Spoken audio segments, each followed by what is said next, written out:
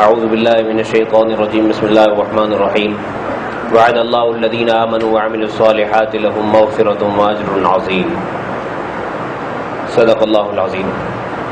پچھلی آیت میں یہ فرمایا تھا کونوا قوامین للہ، اللہ کے لیے انصاف کی گواہی دینے والے بن جاؤ۔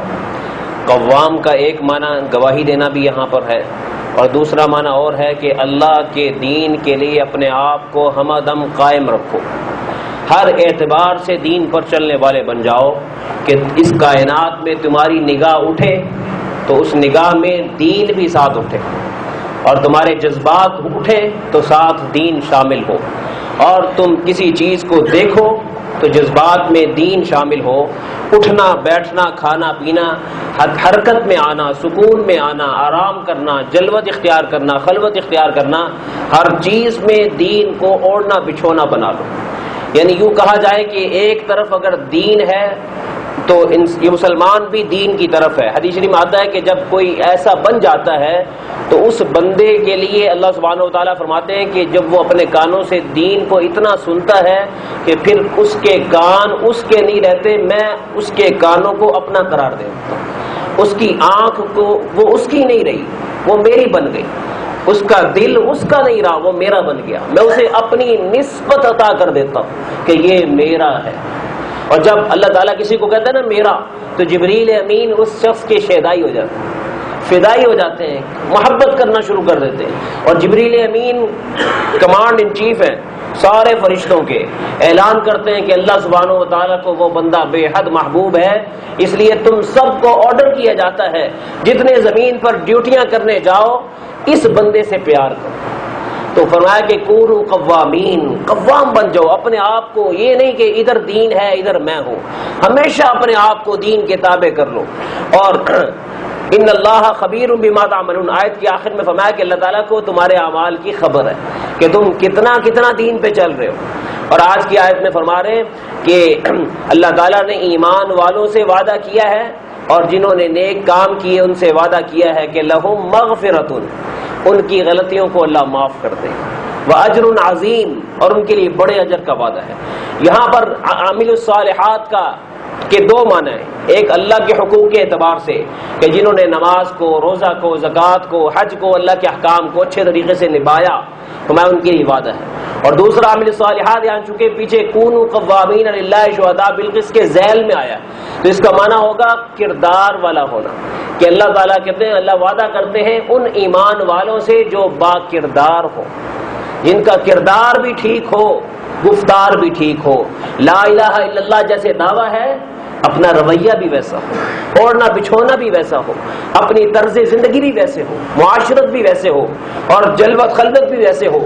تو میں ایسے ایمان والوں کے لیے اللہ تعالیٰ کا وعدہ ہے لہم مغفرہ، کہ پھر بھی کوئی 100% تو ٹھیک ہو نہیں سکتا، کہ پھر بھی غلطیاں تو نکل آئیں گی، لیکن میں ان کی غلطیوں کو پر معافی کا قلم پھیر دوں، واجر عظیم، اور انہیں وہ بدلہ دوں گا جو کوئی چھوٹا موٹا نہیں ہوگا۔ یاد رکھیے وہ جو آخری جنتی ہے نا، وہ جب جنت میں جائے گا تو اللہ سبحانہ و تعالیٰ، اچھا اس کے بارے میں حدیث شریف میں بڑا خوبصورت دلچسپ واقعہ آتا ہے کہ وہ شروع میں نا اللہ تعالیٰ اس کو نکالنے کے لیے پوچھیں گے تیری کوئی تمنا ہو تو بتا، ابھی وہ جہنم میں ہوگا، اس کو جہنم سے جنت میں لے جانا ہوگا تو اللہ تعالیٰ اس سے پوچھیں گے تیری کوئی تمنا تو بتاؤ، کہنے لگے یا اللہ بس یہ یہاں سے تھوڑا سا نکال دیا، میں کچھ نہیں مانگتا، کیونکہ تکلیف اتنی ہوگی کہ میں کچھ نہیں مانگتا، جہنم سے نکال دیا جائے گا، تھوڑی دیر تھوڑا عرصہ وہیں پڑا رہے گا قریب ہی جہنم سے ہٹ کر، تو اللہ سبحانہ و تعالیٰ اس کے سامنے کوئی درخت کریں گے ہریالی قسم کی، کچھ عرصہ وہاں ٹھہر کے نا پھر پوچھیں گے تیری کوئی اور تمنا ہو، تو بس وہ جو دور سے درخت نظر آ رہا ہے نا اس کی چھاؤں میں کر دے، اور کچھ نہیں مانگتا، چھاؤں میں کر دے بس۔ اچھا اللہ سبحانہ و تعالیٰ کو پتہ ہے کہ یہ بندہ رہ نہیں سکتا، پھر پوچھیں گے کہ اس کے بعد کچھ اور تو نہیں مانگے گا نا، وعدہ کر، پھر میرا پکا وعدہ ہے جی میں کچھ نہیں مانگوں گا، پکی بات ہے، چلو جی فرشتوں اس کو چھاؤں میں کر دو، چھاؤں میں جا کے یا اللہ بس اور کچھ نہیں مانگنا۔ اب وہاں کچھ ہفتے پڑا رہے گا تو اللہ سبحانہ و تعالیٰ کی طرف سے اس سے حسین منظر اس کے سامنے کر دیا جائے گا، وہ نا شروع میں بار بار یاد کرے گا میں نے وعدہ کیا ہے، میں نے نہیں بولنا، ایک دن 2 دن 3 دن، اس کے بعد پھر رہ نہیں سکے گا، دعا شروع کر دے گا یا اللہ تو بڑا رحمان ہے، تو بڑا رحیم ہے، تو بندے کے وعدے تھوڑی دیکھتا ہے، تو اپنا کرم کیا کرتا ہے، کیا چاہتا ہے فرشتہ آ کے پوچھے گا.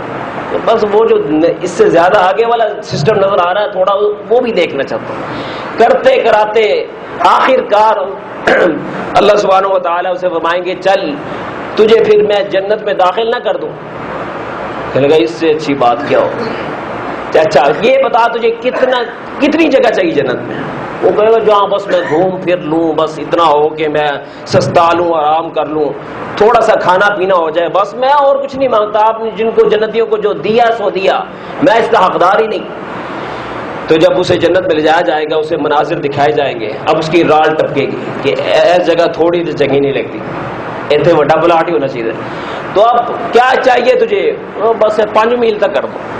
اچھا جی, اور کچھ اور تھوڑی اور زیادہ ہو جائے تو چنگا ہے. اب وہ کرتے کراتے آخر کار جب اللہ سبحانہ و تعالیٰ اس کے لیے فائنل کریں گے نا, تو فرمائیں گے جا بندے, تو نے جو دنیا دیکھی تھی 250 ملکوں کی یا 350 ملکوں کی, اس دنیا سے 10 گنا بڑی جنت کا رقبہ مجھ سے لے لیا. میرے لیے وہ تھی کچھ نہیں, امریکہ میرے لیے کچھ نہیں تھا, پورا افغانستان, ایران, ترکستان, یہ سب کچھ نہیں تھا. یہ تم لوگوں کی نظر میں بڑے تھے, میری نظر میں تو دنیا مچھر کا پر.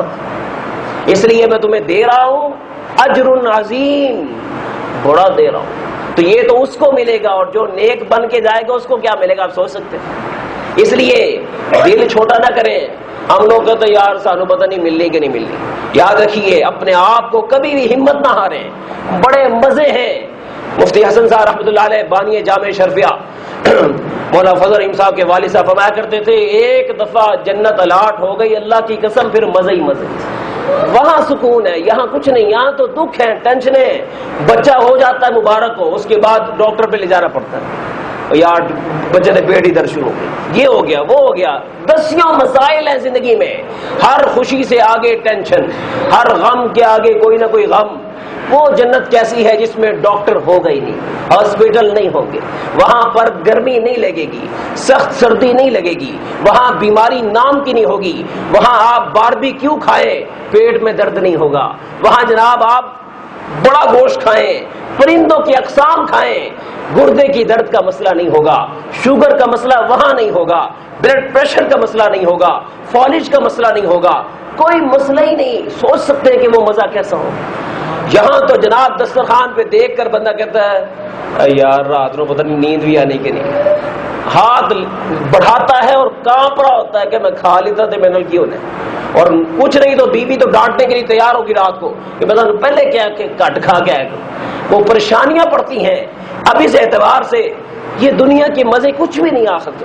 فرمایا میں اللہ, لفظ ہے وعدے کے, جھوٹا نہ سمجھنا. اللہ تعالیٰ وعدہ کرتا ہے کہ تم مومن بن کے جیو, کردار والے بن کے جیو, میں غلطیاں بھی معاف کر دوں گا, اجر بھی شایان شان دوں گا. اور یاد رکھو جس نے مذاق اڑایا والذین کفروا وکذبوا بآیاتنا, جن لوگوں نے کفر کیا ہماری آیات کو جھٹلایا, فما اولئک اصحاب الجحیم, وہ برے انجام سے نہیں بچ سکتے, انہیں پھر جہنم میں جانا پڑے گا, اور وہ بہت بری جگہ ہے. قرآن کے دوسرے مقام میں آتا ہے وبئس المصیر, میرے بندو میں نے تمہیں بنایا, میں تمہیں بتا رہا ہوں تم سہ نہیں سکتے. اس لیے کبھی سوچنا بھی مت کہ جہنم میں چلے کوئی نہیں ایتھے مزے لینے, سوچنا بھی مت, تم وہاں نہیں ٹھہر سکتے. بری جگہ ہے, بئس القرار, بری جگہ ہے. اللہ ہمیں بچا لے اور جنت کا حقدار بنا دے. وآخر دعوانا الحمدللہ.